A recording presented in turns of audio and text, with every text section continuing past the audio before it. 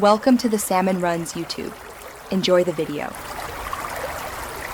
You begin by collecting essentials: social security numbers, last year's return, and any W-2 or 1099 forms so your entries match official records. Once done, pick an IRS-authorized e-file software or a provider. Compare fees and features quickly.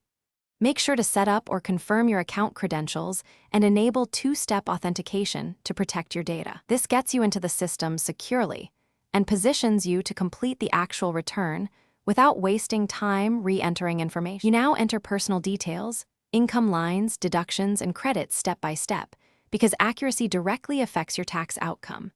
Make use of import tools for W-2 or 1099 to reduce manual errors. Once entries are complete, run the software's validation checks, fix any flagged mismatches or missing fields.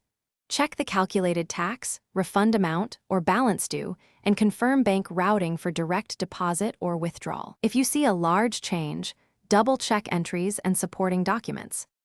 You e-sign the return using your PIN or adjusted gross income for authentication. This is your legal signature, so keep that info secure. Then submit through the e-file system and wait for the electronic acceptance notice. Save or screenshot the confirmation number and acceptance email. If the IRS rejects it, read the rejection message, correct the specific error, often a typo or mismatched SSN, and resubmit quickly. One key tip: if transmissions fail repeatedly, restart the software and verify internet stability. Thanks for watching.